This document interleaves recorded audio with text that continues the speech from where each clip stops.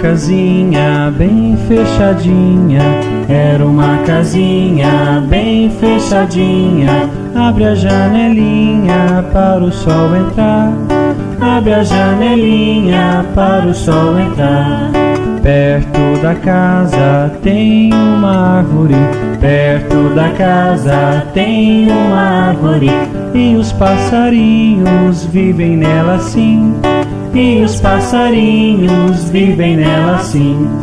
Perto da árvore tem uma ponte, perto da árvore tem uma ponte, e debaixo dela corre um rio assim, e debaixo dela corre um rio assim.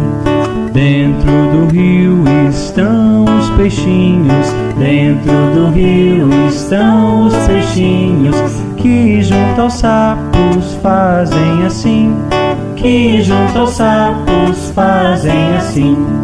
Perto da ponte está trovejando, perto da ponte está trovejando. Fecha a janelinha porque vai chover, fecha a janelinha porque vai chover.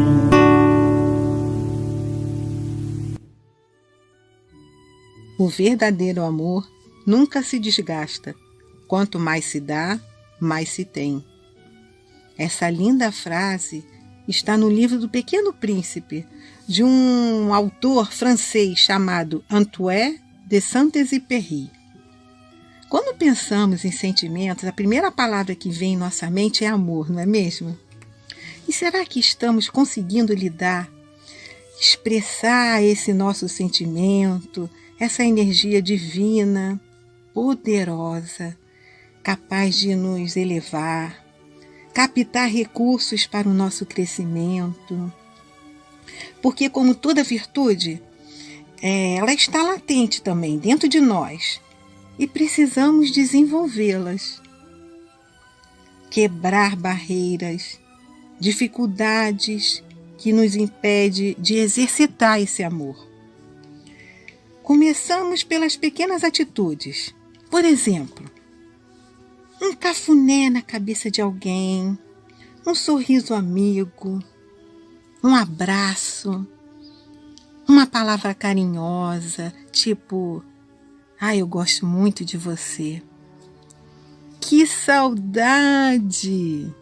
Sabia que você é muito importante para mim? Um beijinho na bochecha. E às vezes não precisa falar nada, só escutar. Ouvir além das palavras articuladas, sem julgar, inventar, deturpar, distorcer, rotular. É ouvir abraçando, sorrindo ou chorando, e que no final da escuta, uma simples orelha se transforma num instrumento maior, como se fosse o coração do corpo, braços do peito, uma visão tridimensional. Fica difícil, né? A gente procurar palavras para definir algo tão grande. Por isso, exercite e coloque o seu amor em ação. Fecho os meus olhinhos, faço uma oração. Este é meu jeitinho de falar com Deus, com o coraçãozinho cheio de gratidão. Este é meu jeitinho de falar com Deus. Peço com carinho, paz e proteção. Este é meu jeitinho de falar com Deus. Lembro do irmãozinho em dor e aflição. Este é meu jeitinho de falar com Deus.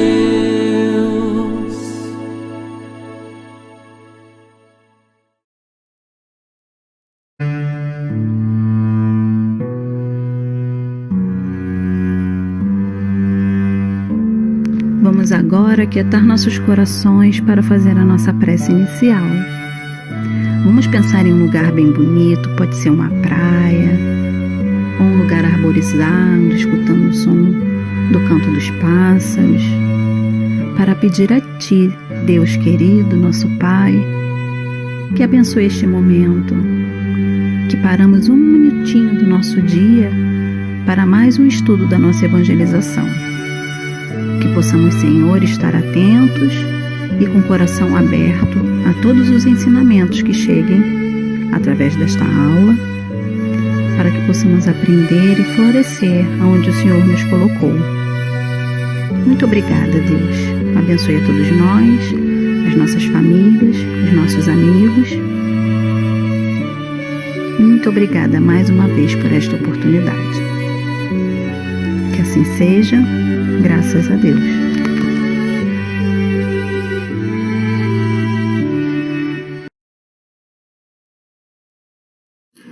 Olá, pessoal, tudo bem? Hoje nós vamos falar sobre emoções. Então, emoções são sentimentos presentes na vida de todos nós. As emoções, elas são essenciais para a nossa sobrevivência e crescimento. Elas afetam toda a nossa vida. Por isso, é importante conhecer as emoções e saber lidar com elas. Vamos conhecer algumas? Alegria. Sentimos alegria quando acontece alguma coisa boa na nossa vida, quando vivemos momentos agradáveis. E a tristeza? A gente fica triste quando algo ruim acontece, não é mesmo? Também tem o medo. Quando pensamos que estamos em perigo ou quando algo ruim pode acontecer, nós ficamos com muito medo. E a raiva? É quando as coisas não acontecem do jeito que eu quero e quando algo nos incomoda. Então, essas são algumas das emoções que nós sentimos, né? E é importante a gente saber reconhecê-las para a gente poder lidar com elas, né? Para a gente poder controlar quando eu tenho medo, quando eu estou triste, quando eu estou com raiva. Então, é muito importante a gente reconhecer essas emoções na gente para a gente poder lidar com elas e controlá-las. Tá bom, galerinha? Beijos! E a história é Tenho Monstros na Barriga, de Tônia Casarim. Esta é a história de Marcelo, um menino que sentia coisas diferentes na sua barriguinha. Ele sempre falava para a mamãe: Mamãe, mamãe, estou sentindo algo diferente na minha barriga. E a mamãe dizia: Ah, Marcelo, isso deve ser fome. Ou então: Ah, Marcelo, você precisa ir ao banheiro. Marcelo ia no banheiro e nada da barriga melhorar. Comia banana, que era sua fruta favorita, e a barriguinha também não melhorava. Um dia, Marcelo chegou da escola todo feliz, dando pulos de alegria. Mamãe, mamãe, eu fiz um golaço hoje e a minha barriguinha tá muito estranha. A mamãe olhou para Marcelo e falou: Ah, Marcelo, eu já sei o que você tem na barriguinha. Isso são seus sentimentos. Então, Marcelo percebeu que a mamãe tinha razão, que sempre que ele sentia uma emoção ou algo diferente, a sua barriguinha mudava. Então, Marcelo decidiu chamar esses sentimentos de monstrinhos. Vamos conhecer os monstrinhos que moram na barriguinha do Marcelo? Quando o Marcelo fazia gol ou brincava no parque com o papai, ele ficava muito feliz. Então, o monstrinho da alegria aparecia dentro da sua barriguinha. Uma vez, Marcelo se machucou no recreio da escola. Aquilo doeu muito. Neste dia, Marcelo conheceu o monstrinho da tristeza. Quando o Marcelo ficava muito agitado, ou então que a sua irmã pegava o controle da televisão, aparecia o monstrinho da raiva dentro da barriguinha de Marcelo. Uma vez, Marcelo foi andar de skate com o papai, mas o skate era muito rápido, ia muito depressa. Então, apareceu o monstrinho do medo dentro da barriguinha de Marcelo. Na escola, Marcelo levantou a mão para responder uma pergunta da professora de matemática, mesmo sem ter certeza da resposta. Nesse dia, a sua barriguinha se sentiu cheia de um monstro grande, enorme. Era o monstro da coragem. Quando Marcelo foi no zoológico com sua família, ele queria conhecer todos os animais. Ele queria saber como era o seu pelo, como eram suas garras. Nesse dia, o monstrinho da curiosidade apareceu na barriguinha de Marcelo. Ao final de cada bimestre, quando Marcelo recebia o seu boletim, cheio de boas notas, Marcelo saía correndo para mostrar para o papai e para a mamãe o seu boletim. Nesse instante, sua barriguinha estava cheia do monstrinho do orgulho. Marcelo se sentia muito orgulhoso dele, porque ele havia se esforçado para conseguir aquelas boas notas. E quando nasceu a nova irmãzinha de Marcelo, um novo monstrinho apareceu na sua barriga. Era o monstrinho dos ciúmes. Então, Marcelo foi percebendo que na sua barriguinha moravam vários monstrinhos, ou seja, vários sentimentos, várias emoções, e que ele precisava aprender a controlar cada monstrinho, cada emoção que ele sentia. Tudo bem com vocês? Depois de ter escutado essa história de tem um monstrinho na barriga, vamos ver um pouquinho mais da história do Marcelo? Marcelo era um menino que às vezes sentia algumas coisas da barriga dele. Ele conversava com a mãe dele, achava que era fome ou que era dor de barriga, até quando um dia ele fez um gol na escola e ficou tão feliz que aí foi falar com a mãe dele: "Mãe, estou sentindo algo diferente na minha barriguinha." Aí a mãe dele percebeu que eram as emoções. Então Marcelo teve uma ideia. Colocou cada emoção que ele sentia um nome de um monstrinho. Vamos ver quais foram os monstrinhos que estavam na barriga do Marcelo? E será que eles também estão na nossa barriguinha? Vamos lá!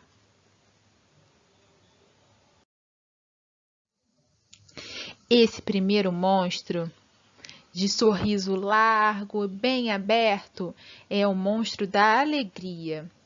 Ele aparecia na barriga do Marcelo quando ele fazia um gol, quando ele ficava muito alegre e o seu mãe e seu pai também ficavam muito alegres. E aí eles abriam o maior sorrisão.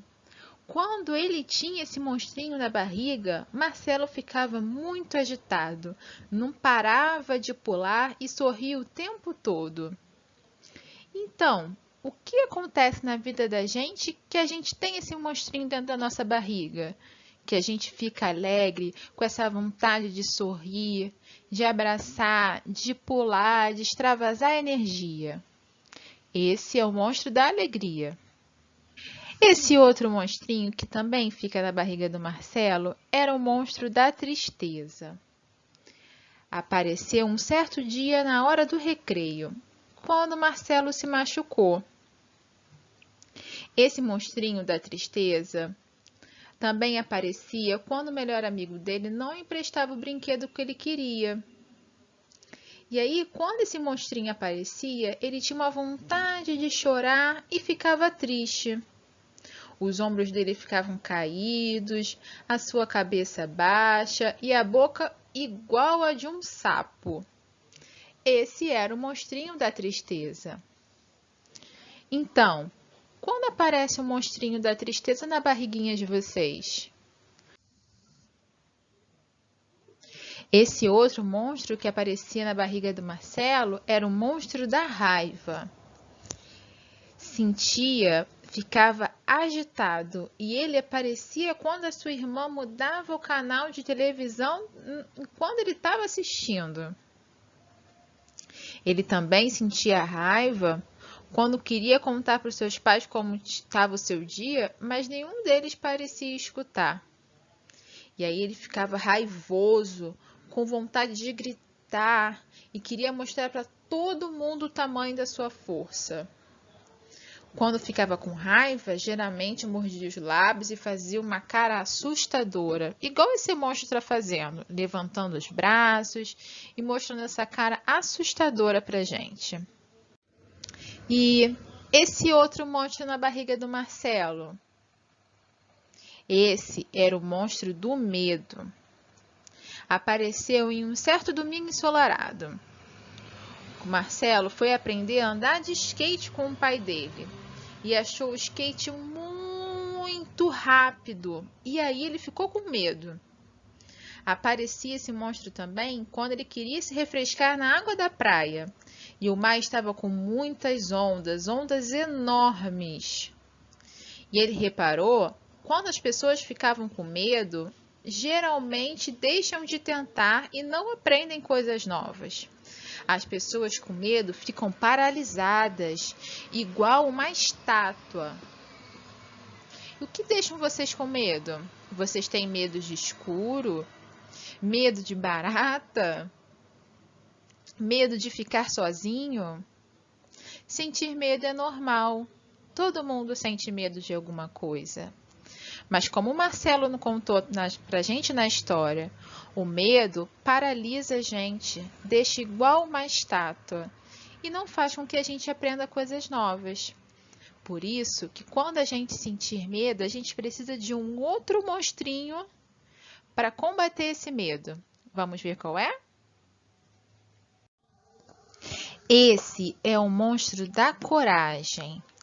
Esse monstro apareceu num dia que Marcelo estava na escola e ele decidiu levantar a mão para responder uma pergunta de matemática, mesmo não sabendo a resposta. Então ele percebeu que esse monstrinho ficou grande na sua barriga, como se preenchesse a barriga todinha. Esse monstro, ele aparecia junto com o monstrinho do medo. Então Marcelo entendeu que podem aparecer dois monstros ao mesmo tempo na sua barriguinha. Ele também lembrou daquele dia que o mar estava agitado e que ele sentiu medo, mas que mesmo assim ele decidiu mergulhar. E aí ele se sentiu corajoso. Então, gente, é esse o monstrinho da coragem, que ele aparece junto com o monstrinho do medo quando a gente tem esse sentimento de enfrentar o medo, de ser maiores que eles, de ser corajosos. E esse? Que monstrinho é esse? Esse é o monstro da curiosidade. Ele apareceu quando Marcelo visitou o zoológico com a família dele. E ele ficou com muita vontade de conhecer os animais. Queria conhecer todos os bichos. Ele queria entender por que o pescoço da girafa era tão comprido e que se a zebra era parente do cavalo e como o macaco conseguia pular tanto. Esse monstrinho da curiosidade também aparecia para saber aonde as formigas moravam. Esse monstrinho fazia ele querer entender sobre tudo e ouvir todas as respostas. Mas nem sempre os adultos sabem responder essas perguntas. Esse outro monstro que aparece na barriga do Marcelo é o monstrinho do orgulho. E a gente tem que ter muito cuidado com esse monstrinho, hein? Ele apareceu na barriga do Marcelo quando ele recebia um boletim e via que só tinha nota boa. Ele também aparecia quando ele terminava de fazer o quebra-cabeça com mais de 1000 peças e ficava ali um mó tempão fazendo esse quebra-cabeça. É como se ele sentia vontade de elogiar ele mesmo. Gente, sentir feliz quando a gente termina alguma tarefa é muito boa, mas a gente tem que ter cuidado para esse monstrinho do orgulho não ficar tão grande e a gente acabar desrespeitando outras pessoas. Então, vamos ter cuidado para deixar esse monstrinho do orgulho bem controlado na nossa barriguinha, para a gente acabar não magoando o nosso amigo, alguém da nossa família, com o nosso orgulho. Ah, esse outro monstro na barriga do Marcelo era o monstro dos ciúmes, que apareceu quando nasceu a irmãzinha dele. Ele ficava ciumento e queria o mundo só para ele. Esse monstrinho é bom? Não, né? Esse monstrinho apareceu quando a irmãzinha do Marcelo nasceu, que ele queria a atenção dos pais para ele. Marcelo percebeu que tinha muitos monstrinhos na barriga e que cada um aparecia de acordo com a emoção que ele estava sentindo. A gente também tem todos esses monstrinhos conosco e a gente precisa reconhecer aonde eles aparecem, qual é o sentimento que a gente está sentindo naquele momento, ou para ficar mais feliz, ou para controlar essa tristeza, para controlar quando a gente está com raiva, para pensar, por que eu estou com medo disso? Se eu sei que eu sou corajoso, se eu sei que eu posso enfrentar essas dificuldades. Agora, a gente vai para uma atividade muito legal com a tia Daisy. Beijo no coração de todos. Tchau, tchau. Olá, meus amores. Tudo bem com vocês? Espero que sim, porque nós já aprendemos que tudo passa. A atividade de hoje que iremos fazer agora sobre as emoções, sobre os nossos medos. O material que vamos utilizar, vou mostrar para vocês. Saquinho plástico, pode ser um pequenininho como esse aqui ou um maior. Canetinhas, se você tiver, se não, você pode usar lápis de cor, giz de cera, tesoura sem ponta, cola e uns pedacinhos de papel para fazer os olhinhos, a boquinha, o que mais você quiser fazer para o seu monstrinho. Você, se não tiver saquinho plástico, você pode usar papel também, tá? Você vira o papelzinho, dobra ele, cola para poder enfiar a sua mãozinha, ok? Então, vamos lá. Vamos desenhar os olhinhos, fazer os olhinhos do nosso monstrinho.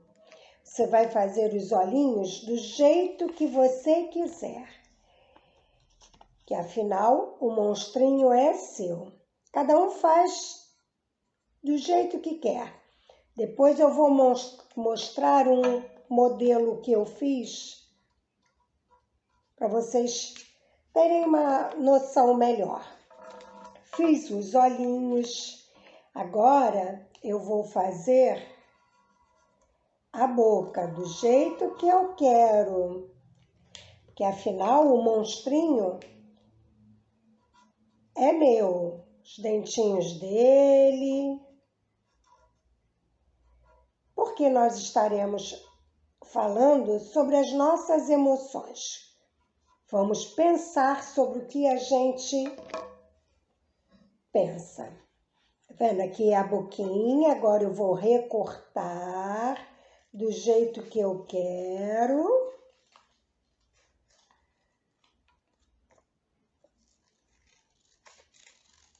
E pensando assim, o que os medos fazem com a gente? O que nos impede de fazer?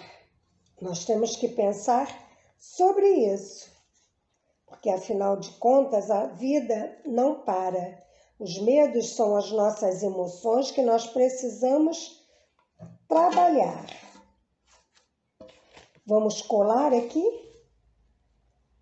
Ó, colar o olhinho. Pode colar no saco plástico, papel que cola direitinho. Te passa cola. Põe o olhinho. Esse meu aqui eu quero que ele fique bem lá no alto, porque o monstrinho é meu. Olha o meu monstrinho.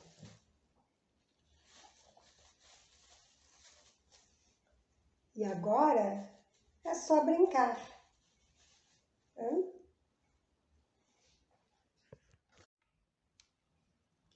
Então, trabalhando nossos medos, nossas emoções, nossos medos e sua intensidade. Todos nós sentimos medo em alguma ocasião da nossa vida, não é mesmo? Há medos de vários tamanhos, mas o que eles nos levam a fazer? Como a gente deve enfrentar esses medos?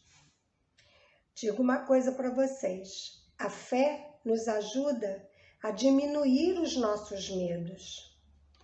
Brincando, nós fizemos nossos monstrinhos, simbolizando nossos medos e nossas emoções. Nossas emoções podem ser agradáveis ou desagradáveis. As agradáveis nos deixam leves, do tipo de bem com a vida. As desagradáveis geram incertezas, medos. E é através do esforço que devemos desenvolver para transformar essas emoções negativas e os nossos medos em algo útil. Esse esforço é pela fé em Deus que nos ampara sempre. Como se Ele dissesse assim: calma, filho, eu estou aqui, não tema. Devemos trabalhar nossos pensamentos em coisas úteis, com muita confiança. Pedir ajuda, conversar com alguém, lembrando sempre que a oração nos fortalece e nos dá coragem para seguir em frente. A gente já não aprendeu isso? Às vezes é o medo que nos deixa sem vontade para nada. Mas a gente deve lutar, se esforçar, porque o medo é o freio que nos impede de fazer algo errado. Vocês sabiam disso? Por isso é importante analisar o motivo real dos nossos medos. E para isso foi como eu falei ainda há pouco. Pedir ajuda, conversar com alguém, com o papai, com a mamãe, com o vovô e a vovó, com a professora, com a evangelizadora. Né? Todo medo tem uma razão de ser. O medo nos impede de muita coisa, mas a gente deve sempre analisar o motivo real desses medos para não nos impedir de fazer as coisas certas, coisas melhores. Bom, então agora vamos nos preparar para a prece? Vocês já viram a minha coleção de monstrinhos, adorei fazer. Beijos!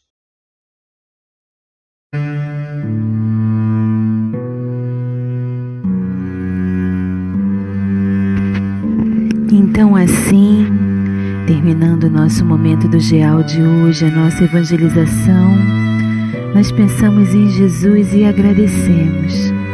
Querido mestre e amigo, obrigada por tudo o que aprendemos hoje na evangelização, por estarmos aqui reunidos e sintonizados com a Tua presença, com o amor que emana do Teu coração.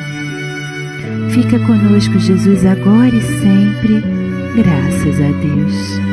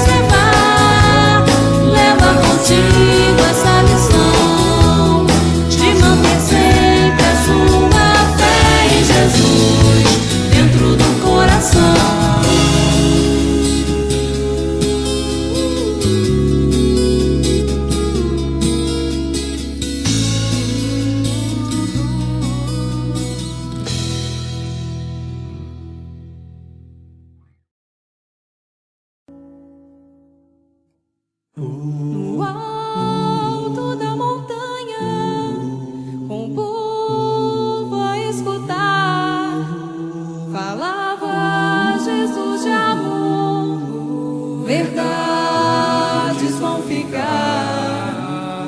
Dizia da caridade, da fé e esperança, para termos simplicidade, como olhar de uma criança.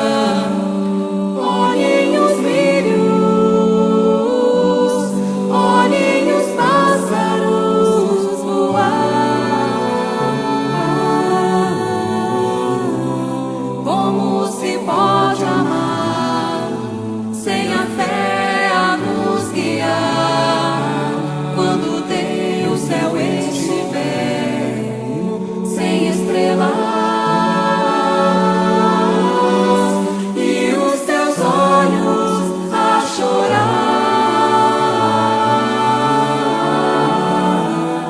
não está sozinho. Boa nova é tempo de amar.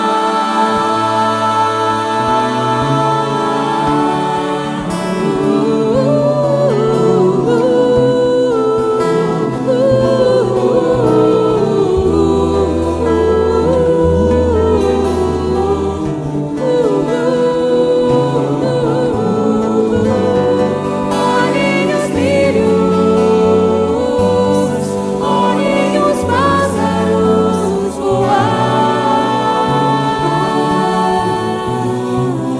Como se pode amar sem a fé a nos guiar?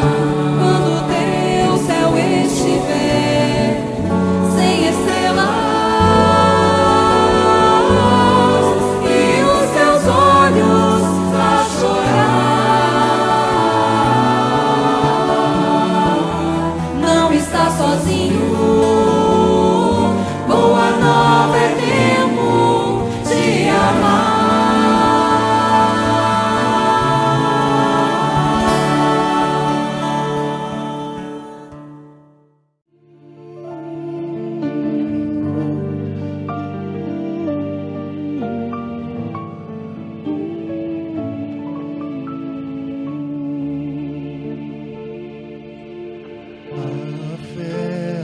A fé, sem o crivo da razão, é fé cega, é negação da perfeita razão de Deus. E Deus que é amor com potencial nos criou então, para que diante da dor não duvidássemos de nós mesmos, pois tudo passa quando confiamos em Deus. Tudo passa, tudo passa quando confiamos em Deus. Tudo passa quando confiamos em Deus. Tudo passa, tudo passa.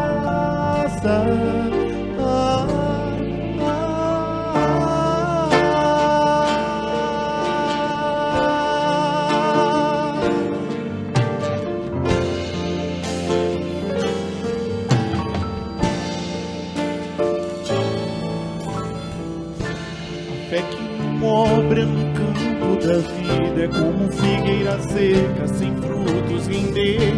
A fé produtiva não é utopia, sofismo, verniz na superfície do ser.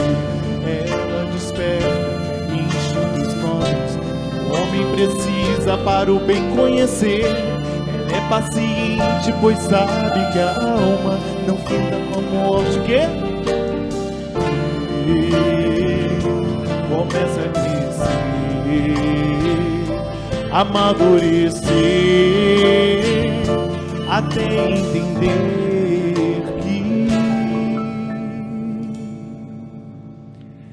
fé inabalável só é a que pode encarar frente a frente a razão. todas as épocas da humanidade. Inabalável, só ela que pode encarar frente a frente a razão.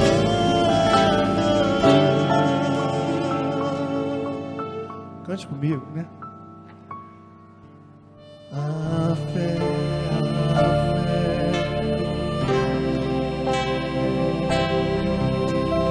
é fé cega, é negação da perfeita razão de Deus. E Deus que é amor com potencial nos criou para que diante da dor não duvidássemos de nós mesmos. Pois tudo passa quando confiamos em Deus. Tudo passa quando confiamos em Deus. Tudo passa quando confiamos em Deus. Tudo passa, tudo passa.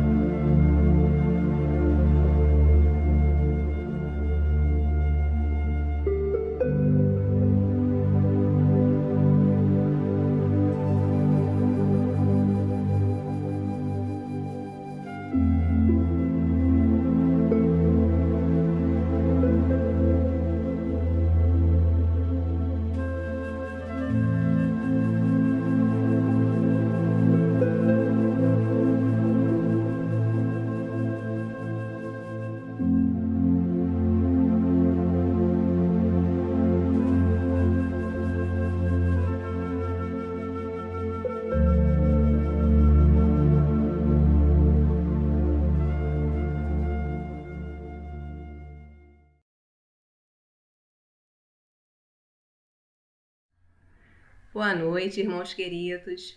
Sejam todos bem-vindos ao canal do YouTube do Centro Espírita Miguel para mais uma reunião pública nas noites de sexta-feira.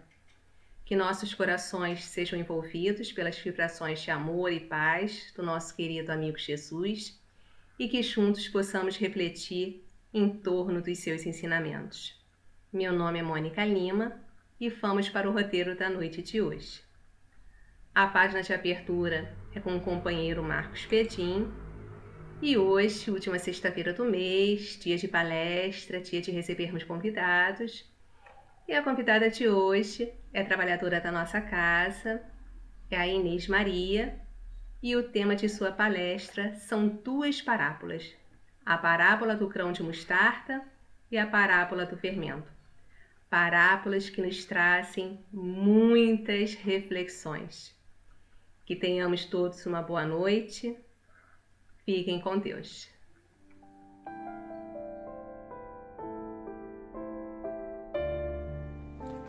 do livro Construção do Amor, de Francisco Cândido Xavier, pelo Espírito Emmanuel.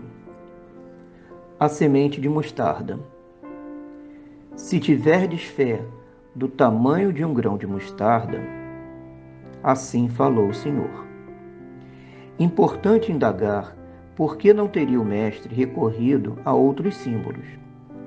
Jesus poderia ter destacado a grandeza da fé buscando quadros mais sugestivos. A beleza do Hermon, a poesia do lago de Genezaré, o esplendor do firmamento galileu, a riqueza do templo de Jerusalém. Todos esses primores da paisagem que o circulava ofereciam temas vivos para a exaltação da sublime virtude. Entretanto, o benfeitor celeste toma a semente minúscula da mostarda, como a dizer-nos que sem o reconhecimento de nossa própria pequenez à frente do eterno amor e da eterna sabedoria, não conseguiremos amealhar o tesouro do entendimento e da confiança que a fé consubstancia em si mesmo. A semente microscópica desaparece, em verdade, no seio da terra, qual se for inútil ou desprezível. Todavia, não se abandona à inércia, por sentir-se relegada ao abandono aparente. Confia-se às leis que nos regem e, na dinâmica da obediência construtiva, desvencilha-se dos envoltórios inferiores que a encerraram, germina vitoriosa e cresce para produzir, não para si mesma, mas para benefício dos outros, no eloquente espetáculo de bondade espontânea, ante a majestosa da natureza. Possa o nosso coração, no solo das experiências humanas, copiar-lhe o impulso da simplicidade e serviço, e a nossa existência será testemunho insofismável da magnificência divina, cuja sublimidade passaremos então a refletir. Cessemos nossas indagações descabidas e busquemos na criação o justo lugar que nos compete. Nem com o brilho do diamante, nem com a cintilação do ouro, nem com a sedução da prata, e nem com a aristocracia do mármore, em que tantas vezes procurado simplesmente a ilusão do poder que a morte arrebata e modifica, mas sim com a humildade viva do grão de mostarda que, arrojado à solidão da terra, sabe vencer, desabrochar, florir e cooperar na extensão do brilho de Deus.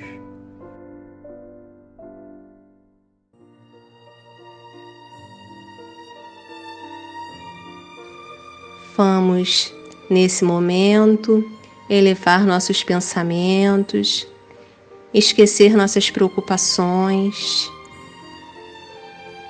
e falar com Jesus. Jesus, Mestre querido, aqui estamos, mais uma vez reunidos em Teu nome, procurando aprender um pouquinho mais dos Seus ensinamentos e procurando colocá-los no nosso dia a dia, na nossa caminhada evolutiva. Que possamos, sob Suas bênçãos, ser envolvidos nas vibrações de paz, de harmonia, que possamos estar com as mentes e os corações abertos para o entendimento mais profundo da mensagem que será trazida, e que em Teu nome, Jesus, em nome dos amigos trabalhadores do Centro Espírita Miquel e, sobretudo, em nome de Deus, possamos dar por iniciada a palestra da noite de hoje. Que assim seja, graças a Deus, graças a Jesus.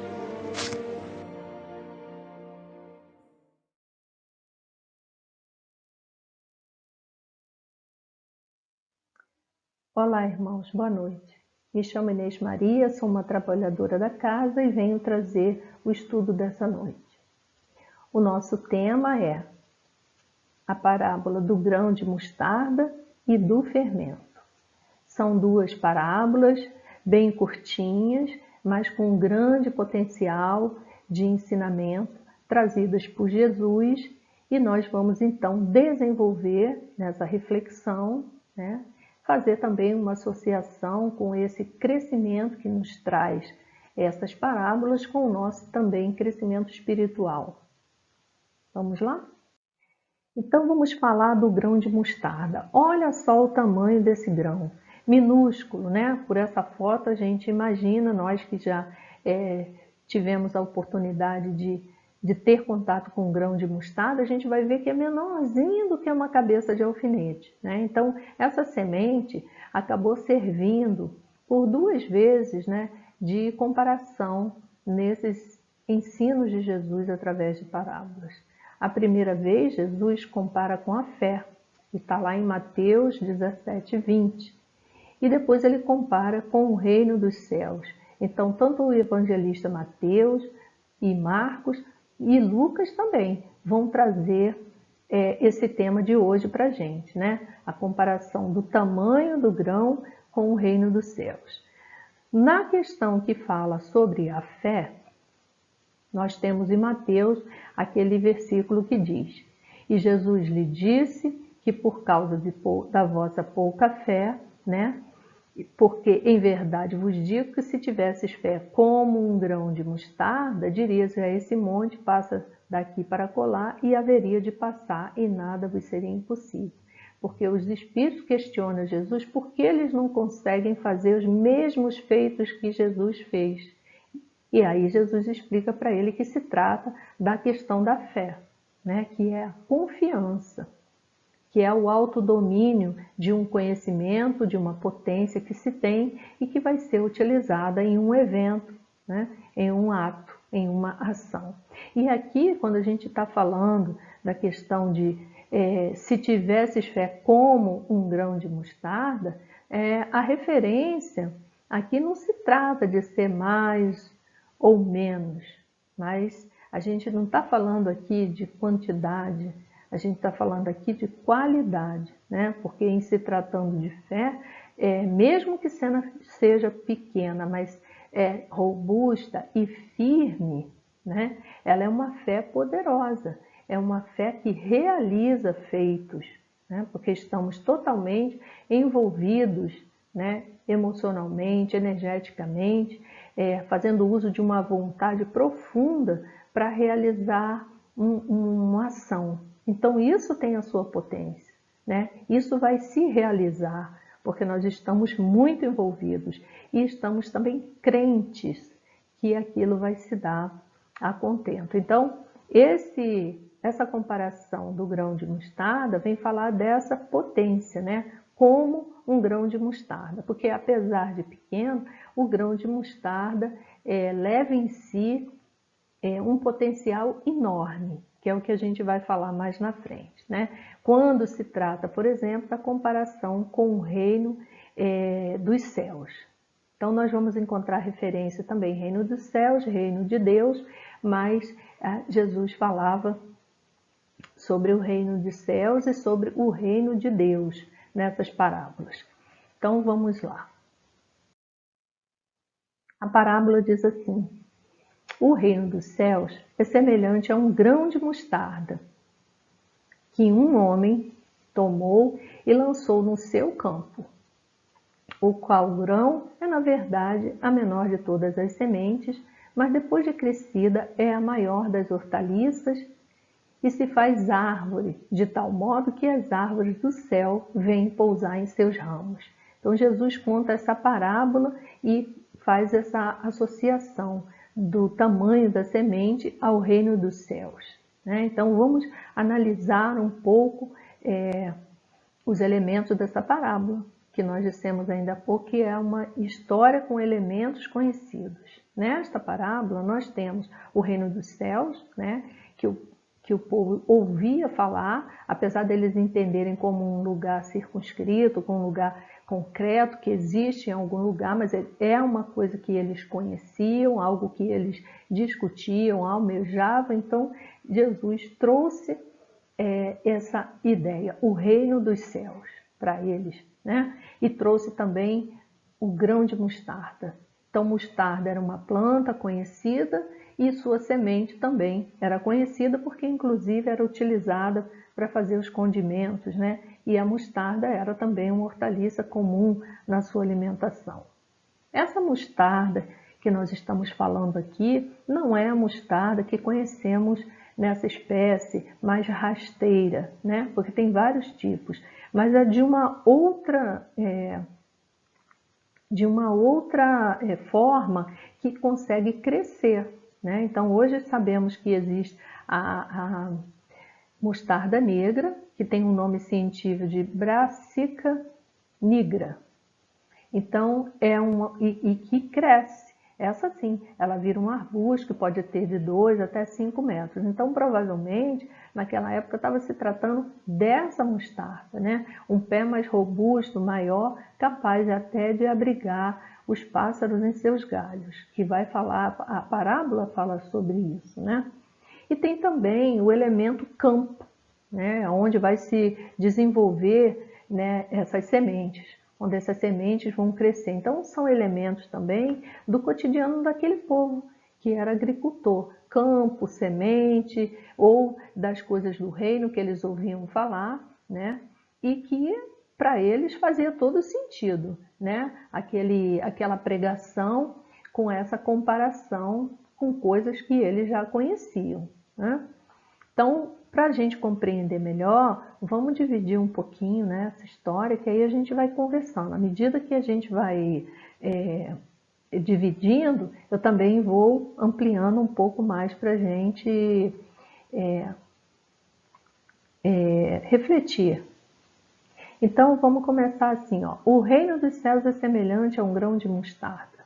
Então, voltamos àquela questão da semente pequenina, né? No entanto, tem um enorme potencial para se transformar. Ele vai sair dessa semente, germinar, crescer, florir, continuar crescendo até se transformar em uma árvore. Então, aqui a gente já pode ver que essa parábola, só nesse pedaço aqui, também nos diz muito respeito. Porque nós também, né, somos pequenininhos e vamos crescer. Então, essa associação do reino dos céus, que é semelhante a um grão de mostarda, também nos diz respeito nesse vir a ser, no nosso desenvolvimento moral, nosso desenvolvimento espiritual, porque somos espíritos, né? Simples e ignorantes, caminhando para a angelitude. Então, esse crescimento nosso, que é de acordo com a lei do progresso, da mesma forma, atinge a semente. Trata-se de um progresso, essa evolução dela, sair de uma semente e chegar até uma árvore, né?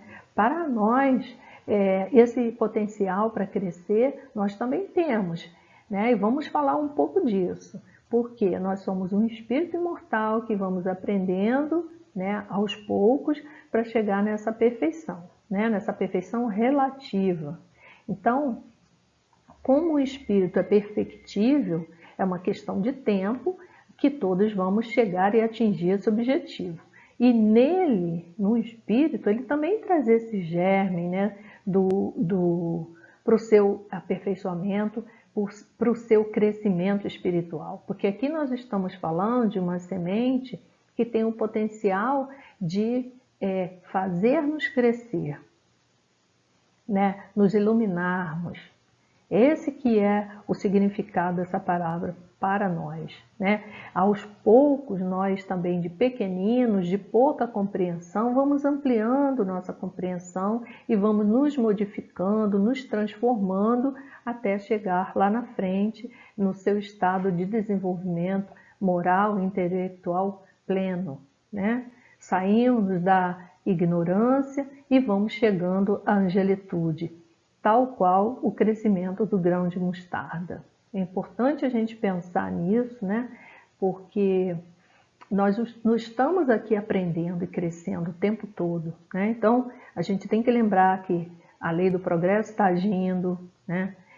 A progressão dos espíritos é algo real, né? A gente vai tendo a experiência e vai compreendendo melhor, né? Então, a gente vai pegar lá no Livro dos Espíritos, no capítulo 1, e que vai ler lá na pergunta 115 sobre a questão da progressão dos espíritos, assim como no capítulo 8 a gente vai ler sobre a lei do progresso.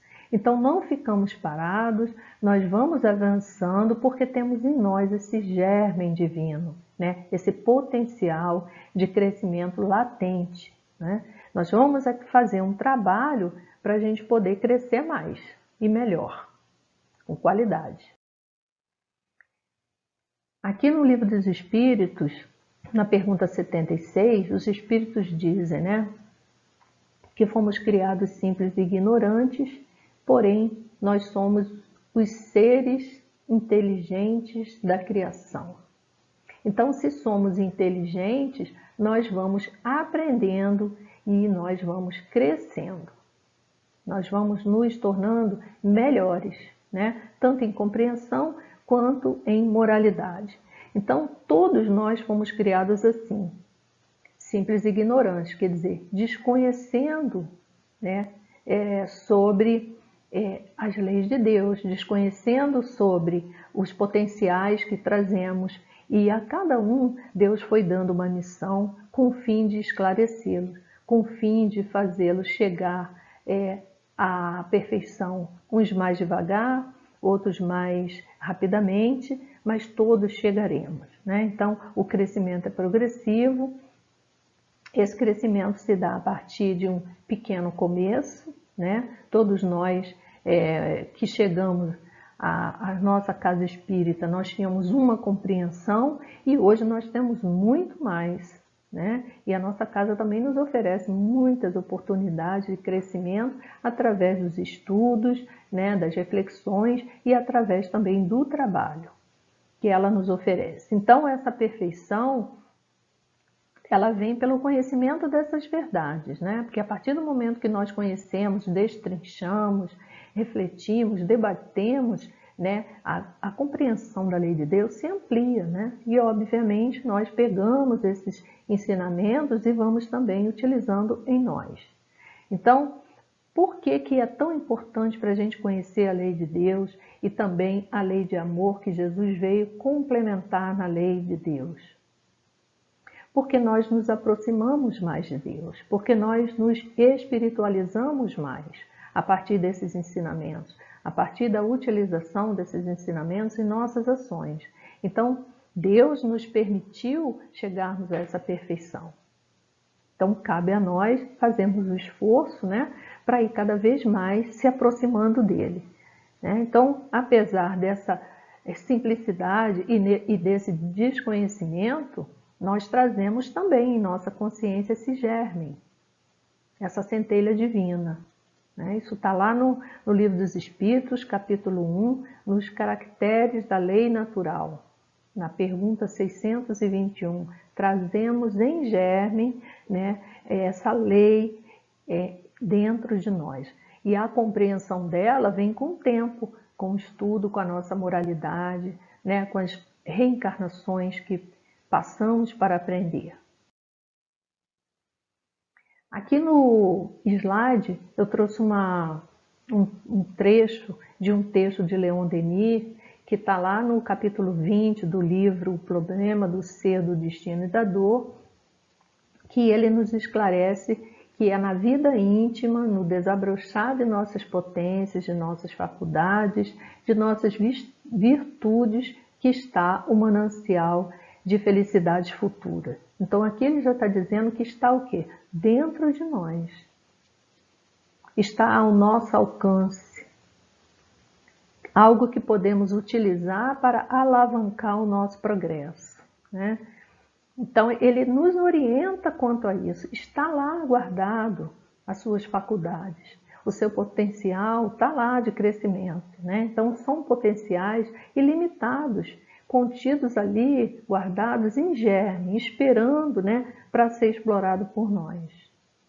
Então, que olhemos atentamente para esse fundo de nós mesmos, né, para a gente buscar em nosso interior, ler essas riquezas psíquicas, para que saibamos explorar essas jazidas que encerram tesouros inestimáveis. Essas são as palavras do Leon Denis, tesouros inestimáveis. Então veja bem o potencial que fica muitas vezes guardado, né? E em alguns momentos aparece, em alguns momentos transborda, né? Como a semente que rasga a casca e vai buscar a luz, que vai seguir a sua destinação. Assim somos nós, né? Então, continuando a parábola, nós temos um outro pedacinho que diz assim: mas depois de crescida, é a maior das hortaliças e faz-se árvore. Então, os agricultores podem muito bem compreender essa parte, né? Depois que ela cresceu, virou um arbusto, uma árvore. Isso é fácil compreender. Faz uma associação com uma semente ou com uma planta crescendo e isso já fica claro, né, para todos nós. E o que significa isso, né? Esse crescimento, né, que aos poucos esse germe desperta. Ele vai cumprir o papel dele. Então nós temos uma semente e vai passando por essa transformação aí que nós estamos vendo, né? Ela vai se modificando e vai tomando uma forma para a qual ela foi criada, para ser uma árvore. Então, de pequena semente, ela se transforma em árvore. E nós? Nós também, da mesma forma. Então, lá no capítulo que vai falar sobre a pluralidade das existências, né, e a gente está se referindo aqui à reencarnação como uma medida para o crescimento do espírito, né, que Deus nos permite, baseado em quê? Que em uma existência só não é possível nós aprendermos todas as coisas, porque um espírito puro pretende ampliar sua compreensão e seu entendimento para auxiliar os outros que estão a caminho. Então ele precisa ter muito conhecimento e muita moralidade. Então, a partir desse despertamento e dessa oportunidade de retorno à carne para vivenciar as experiências materiais, nós vamos conseguindo essa compreensão e vamos então nos depurando, nos livrando daquilo que nos atravanca o progresso. Então, quando a gente vai se elevando, a alma vai também experimentando essa transformação. Isso é natural, né? E comparado igualmente ao grão de mostarda. Ela é um outro elemento transformado, mas a sua essência ainda é igual.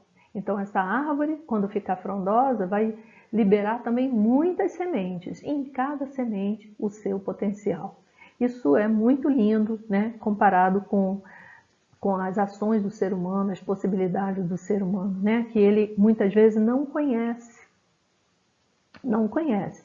Então nós também, para crescermos espiritualmente, nós necessitamos também de tempo, como a semente, né? É uma semente madura que vai germinar. Uma semente verde não germina, e uma semente também que já passou do tempo, ela também não germina. Então precisamos da ação do tempo, né? Da compreensão, do tempo do interesse, do tempo da vontade, né? Vamos botar isso tudo em conta, porque temos o potencial, mas se nós não investirmos nele, nós vamos deixar o tesouro enterrado, né? Que é outra parábola. Então, essa aprendizagem que nós vamos obtendo vai nos concedendo aos poucos, através dessas vidas sucessivas, né? Que chamamos de reencarnação, a condição de nós alcançarmos aquela perfeição que Deus nos disse para que fomos criados, né? Então, depurando-se aos poucos, nós vamos então esse avanço. Então, da mesma forma que o homem traz em seu íntimo as potencialidades para o seu desenvolvimento, né, espiritual, cabendo a ele a ação voluntária do trabalho, né, como um investimento, né, para o seu próprio caminhar, um esforço em vencer as más inclinações, estudando a si mesmo, através da prática, da vivência dos evangelhos, né, na sua vida cotidiana. E assim ele vai se desenvolvendo em sabedoria e moralidade através do uso da vontade. A vontade que é uma das potências da alma. Então, nós estamos ainda na infância espiritual. Nós temos ainda muita dificuldade em praticar a lei de Deus, porque nós já compreendemos. Mas praticar, ainda temos dificuldades, né? Então, precisamos fazer essa mudança, né, o quanto antes, exercitar essa prática, ter uma vivência cristã, para que possamos também nos transformarmos. E agora temos aqui uma questão, né? Como podemos colocar em movimento as potências da alma? Que tipo de trabalho, que tipo de ação eu posso fazer para ativar essa potência da alma? Essa e outras tantas, né? Como pôr isso tudo em movimento, tudo que habita dentro de nós? Só tem uma maneira, né?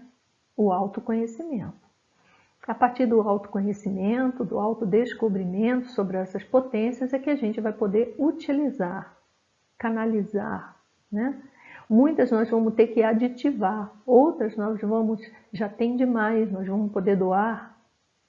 Como fazemos isso, né? Então, voltando outra vez aqui à citação do nosso querido Leon Denis, lá no livro Problema do Ser, do Destino e da Dor, na terceira parte, ele vai falar sobre as potências da alma, né? Então, Leon Denis vai dar uma orientação para nós sobre uma dessas potências, que se chama vontade.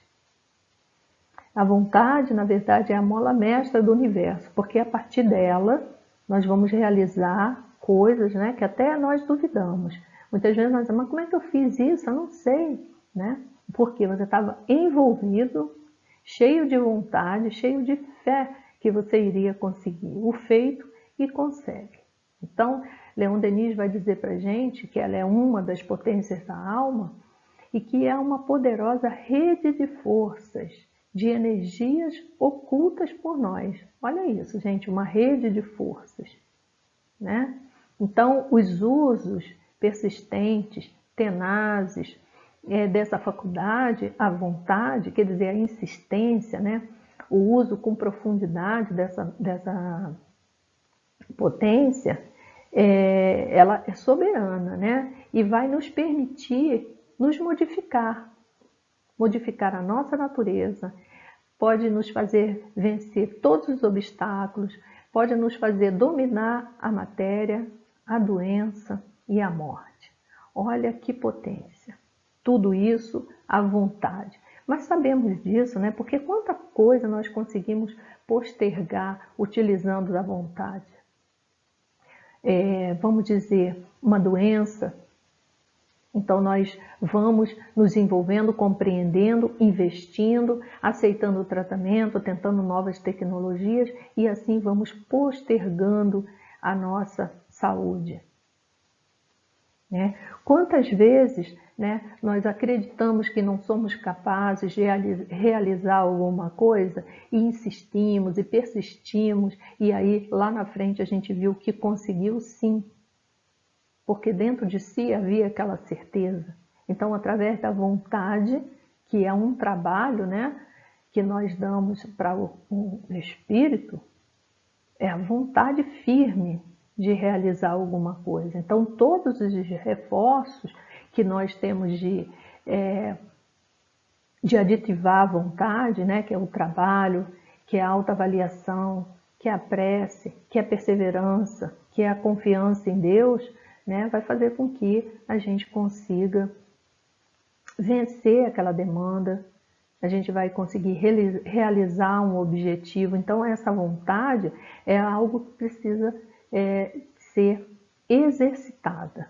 Então, ele vai dizer para a gente que cada alma é um foco de vibrações que a vontade põe em movimento, né?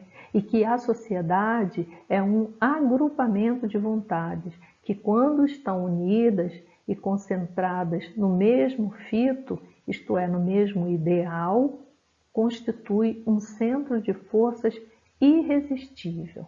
Olha isso, irresistível. Então aqui já dá a noção do tamanho dessa potência, né? E quando se junta a outra, isso mais se avoluma, potencializa ainda mais essa força. E essa força é capaz de realizar muitos feitos.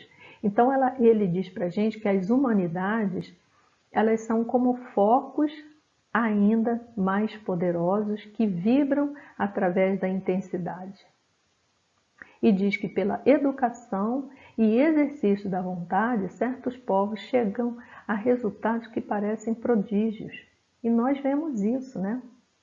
Quando a gente fala em educação e exercício da vontade, a gente pensa nos asiáticos, o quanto se esforçam para fazer prédios flexíveis, para sofrerem menos impacto nos terremotos.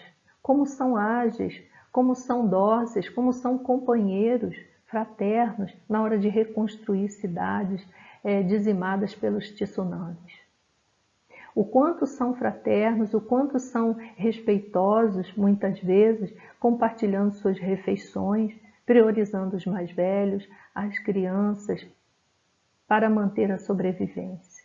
Então, essas potências que nós temos, elas são exercitadas muitas vezes, e a mais das vezes por nós, nesses momentos difíceis, nos momentos de dificuldades. Porque nos momentos felizes, nos momentos tranquilos, nós muitas vezes somos preguiçosos, né? Nós não gostamos de muito esforço. Então, o trabalho nosso, né?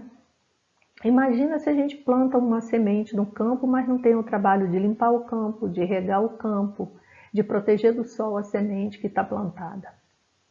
Essa semente não vai florir. Embora tenha um potencial ali enterrado no solo, mas mesmo assim eu preciso de recurso para ajudar, para poder tirar dali esse potencial. Então, nós também precisamos fazer o esforço para tirar de dentro de nós esse potencial e exercitar as tarefas que vão nos levar a um crescimento. E aqui, nesse livro de Caibachute, Parábolas e Ensino de Jesus, temos um trecho que diz assim: assim como depois que se planta a semente, nossa inteligência se dilata como se dilata a semente quando germina. Transforma-se o nosso modo de pensar, como só ia acontecer a semente modificada já em erva. E o conhecimento do reino dos céus cresce em nós como cresce a mostarda. Então aqui está se referindo, né, naquela parte que diz que de tal modo que as aves do céu vêm pousar nos seus ramos. Isso é, a semente germinou, a semente cresceu, se transformou e agora já consegue abrigar a outros em seus ramos. Então agora a gente já tem mais um elemento, né? As aves do céu que chegam para aproveitar desse espaço, né, de acolhimento que a árvore fornece. Então a gente já está numa outra etapa, né, dessa transformação. Então vamos lá.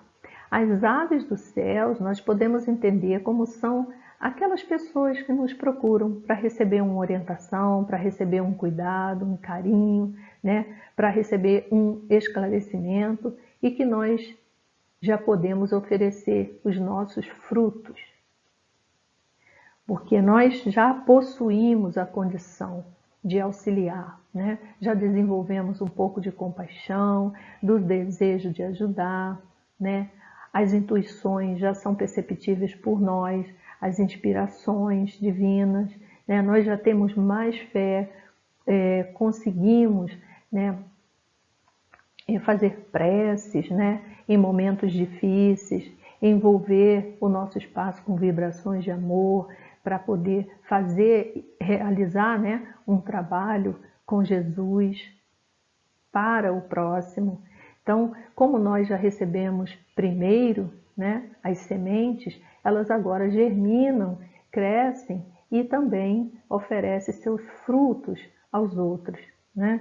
Então, oferecemos muitas vezes uma sombra para uma pessoa, né, para ela descansar, um colo, um ombro amigo, né, uma mão que ampara na queda, né?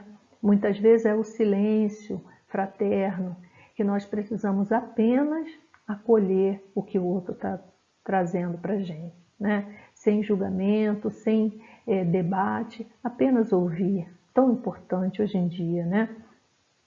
E aí nós já estamos colocando em prática o ensinamento de Jesus, mesmo que em pequenas quantidades, mesmo que simbolicamente, né? Mas já estamos fazendo. Então, a orientação fraterna que nós damos, né? A possibilidade de acalmar alguém quando está em desespero, né? Quando esclarece sobre uma situação que pode trazer uma consequência, isso já são os frutos dessa semente que foram plantados em nós e que agora vem florescendo, né? Toda vez que nos dispomos a auxiliar alguém através da caridade moral ou da caridade material, sem interesse nenhum, a não ser fazer o bem pelo outro, então ali nós estamos percebendo que estamos nos modificando e que estamos crescendo espiritualmente. E que esse reino de Deus em nós também está crescendo. Então essa evolução é o objetivo da nossa reencarnação. Essa evolução espiritual. Então Jesus quis nos mostrar nesta mensagem, né, essa energia de expansão e de ação de uma semente, né, e que continua ali atuando, né, depois que sai dessa semente e vai crescendo numa proposta renovadora, numa proposta de compartilhar, né, esse espaço, seus frutos, sua sombra, com os outros elementos da natureza, né? E assim somos nós, né? Porque depois que nós conseguimos ouvir, entender e começamos a praticar esses ensinamentos, depois de tudo que estudamos, né? Assim estamos igualzinho, porque essa semente foi plantada, né? Então essa inteligência que nós temos também se dilatou, como se dilata a semente que germina. Então assim estamos igual a essa semente de mostarda. É preciso que a gente observe como estamos agora. É uma árvore frondosa? Os nossos frutos são doces? Eles estão disponíveis? Ou eu estou guardando os frutos todos? E o melhor, eu estou semeando? Porque a semente do Evangelho precisa ser disseminada. De que maneira eu dissemino esse Evangelho? Como é que eu faço chegar até mais longe essas sementes e novas árvores se floresçam e ofereçam abrigo? As nossas ações são ações transformadoras a partir do momento que nós temos contato com as verdades eternas. Então, vamos pensando sobre isso. A outra parábola que trouxemos hoje diz respeito ao reino dos céus, é semelhante ao fermento que uma mulher tomou e escondeu em 3 medidas de farinha até ficar toda ela levedada. Então aqui nós estamos trazendo a parábola do fermento, um elemento capaz de fazer a diferença quando acrescentado em outro ambiente. Produz uma ação, produz também uma transformação. Num primeiro momento, ele fica escondido, mas depois nós vemos o resultado. Então, muito parecido também, né, com a questão do nosso autoconhecimento e nosso crescimento espiritual. essa parábola que está em Mateus, ela é a menorzinha que nós temos, mas tem também esse significado de crescimento. E aqui Jesus queria falar do crescimento espiritual. Então, o fermento é aquele agente que produz a fermentação de uma substância, a levedura, né? Que ele vai alterar a massa ao qual ele está inserido. Então, é uma massa de farinha que, após azedada, é usada para fermentar outra massa de pão. Porém, nos tempos bíblicos, o fermento ele tinha uma conotação de coisas ruins. Ele era utilizado para designar coisas como o pecado, né? Como uma coisa que estragasse, né? Que adulterasse no sentido negativo um espaço onde ele estivesse sendo utilizado, né? Então, nos tempos bíblicos, o fermento era uma mistura diferente, né? Dessas que eu falei antes, era uma mistura de água com farinha que era separado para depois ser utilizado na fabricação dos pães. Então, naquele tempo, o pão era muito utilizado, né? Era a base da alimentação. Então, o fermento deixava o pão maior, mais fofo, mais cheiroso, mais bonito. Existiam diversos tipos de fermento, né? Mas, de fato, na Bíblia, quando se fala em fermento, geralmente é de forma negativa. Então, essa ideia da influência do pecado, né, da corrupção, isso tudo era passado pelo ensino rabínico, né? Então, esse símbolo de corrupção humana era muito temido, né? E aí, em alguns momentos, não se comia um pão fermentado. Por exemplo, na Páscoa judaica, os elementos da ceia, né, da comemoração da Páscoa, durante o período da Páscoa, que durava uma semana, eles não eram fermentados. Justamente porque tinha essa associação com pecado, né, com corrupção. Então, eles não utilizavam. Mas o fermento também traz um outro sentido figurado, né? Que é o fermento bom, porque nós sabemos, né, que colocamos alguma coisa de nós, do nosso pensamento, das nossas ações, na ideia de alguém, né? Comentamos com alguém, isso seria também um fermento, né? Nós podemos alterar o pensamento, alterar as ideias de alguém com as nossas próprias ideias. Então, vamos dizer que seria o fermento. Mas nós podemos alterar de forma positiva e de forma negativa. Então, a partir do conhecimento da lei de Deus, da nossa moralidade, da nossa evolução intelectual, nós podemos influenciar muito bem coisas boas, né? E não só para coisas que não levem esse crescimento espiritual. Jesus utiliza essa maneira de trazer uma mensagem sobre o fermento e de uma forma que atribui a ele algo menos digno, vamos dizer assim, ou negativo, não sei se poderia usar essa palavra, né? Porque Jesus diz: olhai e guardai-vos do fermento dos fariseus e do fermento de Herodes. E ele não está se referindo aqui ao fermento utilizado propriamente dito por essas criaturas. Ele está falando aqui do ensinamento importante, né? Um sentido figurado. Tenham cuidado, evitem, né? Evitem o quê? Essa contaminação. Nesse momento, estava falando disso, né? Essa contaminação dessas atitudes dos fariseus, né? Ele estava se referindo à hipocrisia, não é mesmo? A hipocrisia. Em outra passagem, né, Jesus vai dizer: estejais atentos e tenham cuidado com o fermento dos fariseus e dos saduceus. Isso está lá em Mateus 16:6. Então, aqui ele também se referia ao ensino passado por eles ao povo. Que tipo de ideia passavam? Qual era a mensagem que os saduceus estavam passando ao povo e os fariseus. Então Jesus queria combater esse comportamento e aí falou essas passagens, atribuindo então algo negativo, associando a figura do fermento, né? E Jesus veio trazer também um sentido positivo justamente nessa parábola do fermento que nós acabamos de tomar conhecimento, né?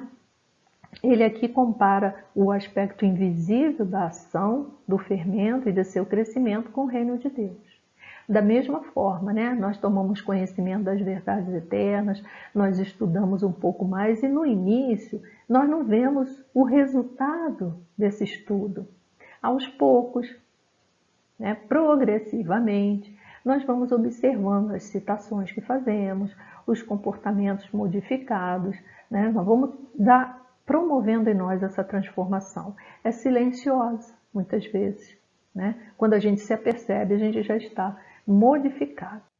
E aqui no Livro dos Espíritos, quando a gente fala em crescimento, em aperfeiçoamento, né? No capítulo 8, que vai falar da lei do progresso, nós temos aqui os Espíritos nos dizendo que à medida que a civilização se aperfeiçoa, faz cessar alguns dos males que gerou, males que desaparecerão todos com o progresso moral. Então nós temos um conhecimento intelectual, né? Nós temos um potencial em germe, nós temos a vontade, a gente tem o uso do livre-arbítrio para crescer moralmente, para aproveitar de todo o conhecimento intelectual, juntar com a moral e os ensinamentos cristãos e chegar àquela perfeição. Então, à medida que a civilização também compreende, muita coisa deixaremos de fazer, porque compreendemos o quê? A consequência daquilo.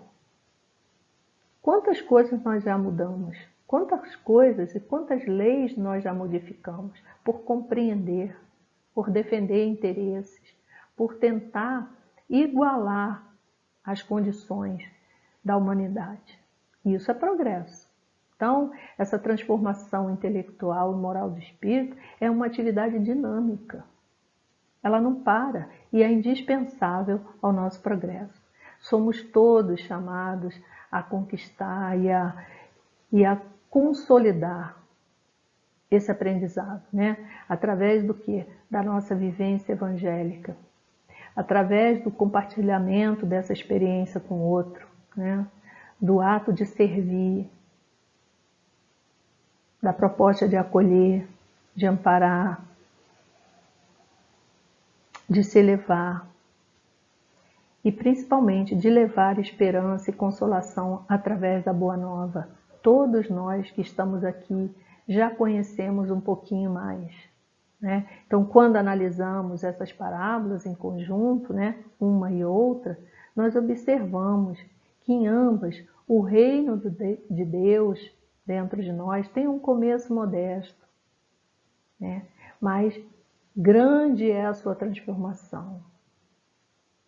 Então, esse desenvolvimento conta com a fé, conta com a paciência, conta com a esperança, conta com a vontade. É preciso que a gente exercite, trabalhe para fazer crescer a semente e esse pão da vida, né? Porque esses ensinamentos nos alimentam com esperança, nos alimentam, né, com força, com discernimento, nos auxiliam nesse crescimento. Então, muitas vezes, diante do grau de evolução do nosso mundo, né, nós pensamos que, né, não vai fazer diferença a nossa ação, mas tem aquela outra fala que diz assim: um pouco de fermento leveda toda a massa. Então a gente viu aqui que 3 partes de farinha e 1 de fermento, o fermento fez agir sobre a farinha, trazendo a transformação. Da mesma forma somos nós. Uma ideia que nós passamos, né, que ela é benfazeja, que ela visa o bem da humanidade, do próximo, é essa ideia que nós temos de fazer crescer. Essa ideia. Então, muitas vezes nós parecemos, isso aí não... As pessoas não acreditam em Jesus, não acreditam em Deus, mas nós acreditamos e isso faz toda a diferença, porque o nosso comportamento na sociedade vai fazer diferença naquela sociedade. A nossa forma de agir, a nossa forma de pensar vai fazer diferença naquela sociedade. Então, tem impacto sim, só que esse impacto é progressivo e ele tem um tempo para acontecer. Às vezes queremos resolução imediata. Imediata não tem. Porque depende da compreensão, da aceitação, depende do trabalho.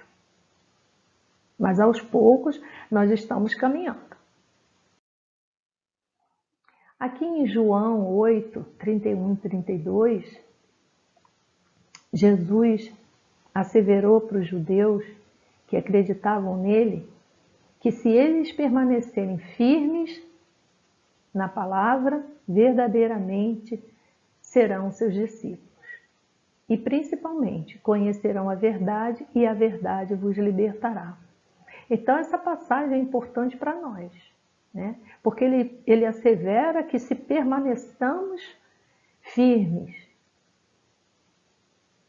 que se nós sustentarmos, né, com disciplina, com interesse, com vontade, com fé, o cumprimento dessas orientações, dessas palavras, se nós investigarmos, buscarmos o autoaperfeiçoamento, nós vamos chegar lá, conhecer essa verdade que nos liberta, a verdade sobre nós mesmos, sobre as nossas condições, sobre as nossas potencialidades. E assim, aos poucos, com esforço, nós vamos avançando, né? Emmanuel, no livro A Mensagem Cristã, nos diz que no Velho Testamento está lá o alicerce da revelação divina e que o Evangelho é o edifício da redenção das almas. Como tal, deveria ser procurada a lição de Jesus, não mais para qualquer exposição teórica, mas visando cada discípulo o aperfeiçoamento de si mesmo, desdobrando as edificações do Divino Mestre no terreno definitivo do Espírito. Então, Emmanuel aqui nos alerta que o alicerce foi feito lá atrás no Velho Testamento, as leis de Deus, né? E depois veio Jesus trazendo a sua lei de amor. E agora nós já ouvimos as parábolas, nós já entendemos seus significados, nós nos orientamos pelas cartas do Evangelho e agora nós precisamos o quê? Buscar o autoaperfeiçoamento. Para isso nós temos que nos avaliar. Então a missão de Jesus é encaminhar a humanidade terrestre para o bem. A missão de Jesus é ensinar para o ser humano esses valores morais, promover esse crescimento da moralidade, né? Então, através dessa fraternidade, através do amor, né, que Jesus vem nos ensinar, esse crescimento, ele tende a aumentar cada vez mais. As nossas ações provocam também reações nas outras pessoas. E se forem boas, teremos um mundo melhor. Todo mundo repetindo uma ação boa, olha só. Para isso, Jesus não exige que a gente seja herói, que a gente pratique o impossível ou que a gente se transforme em santo e faça milagre. Dirige-se a palavra dele à vida comum, aos campos mais simples do sentimento, a luta vulgar e as experiências de cada dia. Então, exatamente ali no cotidiano, no simples, no comum, na nossa família, no cadinho do trabalho, na casa espírita, que nós temos de pôr em prática esses ensinamentos. Isso é o que Jesus está dizendo para a gente aqui. Se nós estivermos firmes nas palavras, nos ensinamentos, nós seremos os verdadeiros discípulos. E o Livro dos Espíritos nos estimula nessa questão do autoconhecimento.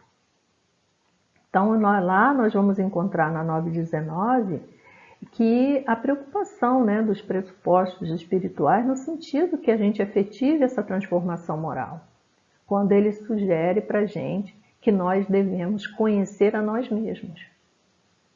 Porque só nos conhecendo é que podemos avaliar, né, o grau de aperfeiçoamento que já estamos e quais são nossas reais necessidades. Quais são nossas potências. O que já aprendemos, o que já conseguimos compartilhar através dessa autoavaliação.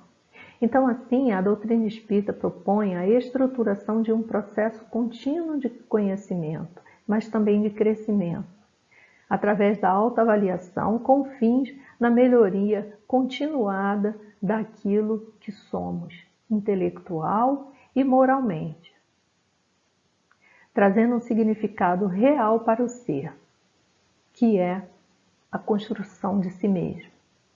É um trabalho que temos quando reencarnamos. Reconstruirmos.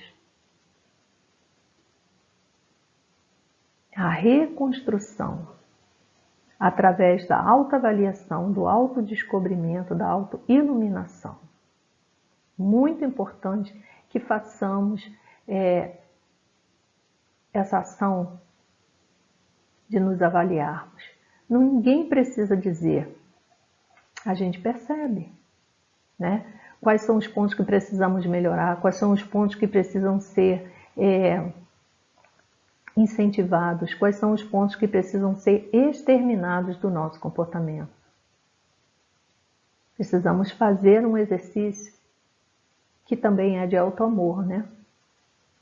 Então, nessa parte aqui que eu trouxe para a gente pensar, e nessa figura para ilustrar isso tudo, Divaldo diz para a gente que o homem é templo de Deus, qual ocorre com a natureza. Reserva-te a satisfação de ser cada dia melhor do que no anterior, de forma que ele em ti habite e sentindo conscientemente facultes que outros indivíduos também o encontrem. Porque a nossa ação modificada vai modificar o outro, vai impactar de forma positiva no outro, vai mudar a sociedade. Então, esse universo está contido em nós. Nós fomos formados da mesma matéria. Cada uma num calor diferente, para uma necessidade diferente. Mas temos um pouco, né, da centelha divina. Temos um micro-universo em nós, tudo funcionando em perfeita harmonia, né? Temos os outros seres da natureza nos sustentando na nossa alimentação, por exemplo. Então fazemos parte dessa natureza, estamos integrados nessa natureza. E essa transformação moral e essa transformação intelectual vai fazer toda a diferença no nosso progresso. Então, meus irmãos, o Espiritismo, que tem por base a moral dos ensinamentos de Jesus, oferece sempre uma proposta de transformação para que a gente possa avançar mais rapidamente em nossa evolução espiritual. Assim, queridos irmãos, deixamos aqui a mensagem para que trabalhemos sem demora na nossa autoiluminação, contribuindo para o crescimento, né, do reino de Deus em nossos corações, através do esforço diário, através da vivência cristã, que é a melhor maneira de divulgação do Evangelho. Agradeço aqui mais uma vez a oportunidade desse estudo, de reflexão, e que Jesus ampare todos nós. Tenham uma boa noite, que Deus nos abençoe. Vamos então, com o coração cheio de esperança, elevar o nosso pensamento a Deus, nosso Pai, para agradecer a mais uma oportunidade de aprendizado que essa casa nos oferece, onde junto compartilhamos os ensinamentos deixados por Jesus. Deus, de infinito amor e bondade, te agradecemos pelo muito que nos dá a cada dia, pelas coisas que vemos e sentimos, mas principalmente, Senhor, por aquela que nem percebemos, mas que sabemos que estamos a todo momento sendo sustentados por Ti. Queremos agradecer, Pai, por ter nos enviado o Mestre Jesus, amoroso e incansável, que com sua mensagem de amor nos sustenta e nos guia pelos caminhos da nossa evolução espiritual. Rogamos a Ti, Senhor, que não nos falte nunca o pão do conhecimento e o fermento da vontade, para que estejamos cada vez mais estimulados e cheios de esperança, a fim de buscarmos com fé e alegria a nossa reforma íntima. Que possamos todos fazer brilhar a nossa luz interior e juntos iluminar o mundo inteiro que também, assim como nós, necessita de transformação. Agradecemos aos amigos espirituais, trabalhadores dessa casa, pela sustentação, pelas vibrações de paz e harmonia. Felizes, Senhor, por essa oportunidade, pedimos a permissão para encerrar os trabalhos dessa noite, dando graças a Deus e graças a Jesus.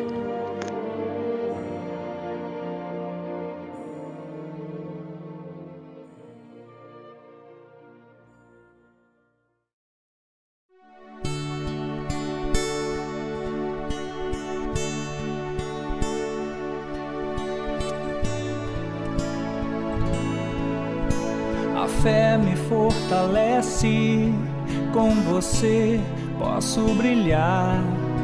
Acende em nós a luz que nos faz caminhar. A fé que trago em mim incentiva o meu crescer. As trilhas vão surgindo, dificuldades vencerei.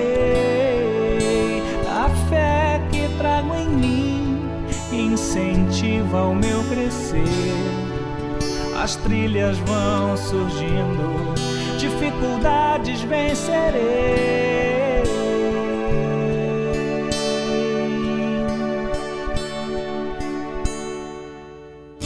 A fé me fortalece, com você posso brilhar. Acende em nós a luz que nos faz caminhar. A fé que trago em mim incentiva o meu crescer. As trilhas vão surgindo, dificuldades vencerei. A fé que trago em mim incentiva o meu crescer. As trilhas vão surgindo, dificuldades